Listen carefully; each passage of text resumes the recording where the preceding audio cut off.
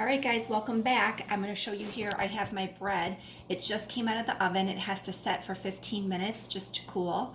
But this is the no knead bread. It is so simple. It is so good. It's going to be delicious with the soup. I have taken my veggies that I showed you, and I put a couple pats of butter on the bottom of my pot, let that melt, and I put the veggies in there. Salt and pepper, stirred it up until the onions were translucent. 4 cloves of garlic I added in there. I added 2 bay leaves, a teaspoon of rosemary, and a teaspoon of thyme, and then salt and pepper.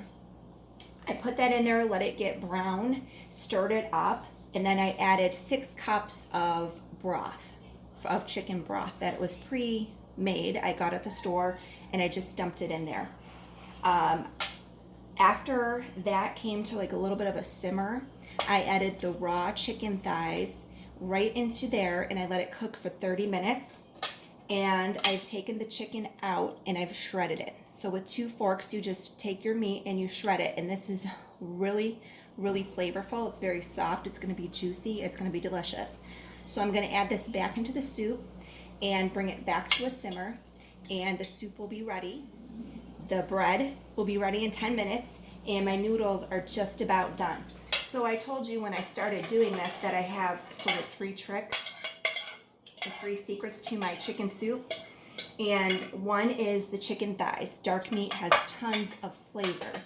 And those were skinless, boneless, so it doesn't have that much fat, but I have the flavor. The parsnips diced in the chicken noodle soup is the other trick.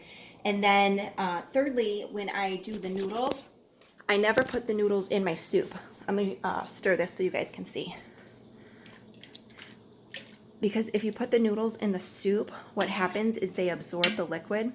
And then if you have leftovers and you put it in the fridge, I've done this before, it turns into a massive blob, like huge. So this is what this looks like, the chicken noodle soup. And when you cut the celery, cut the tops of the celery, because those are very flavorful too, like the top of the stalks of the celery, and throw them in your soup because they're packed with flavor, and it makes the soup sort of pretty, doesn't it? Just little flecks of green.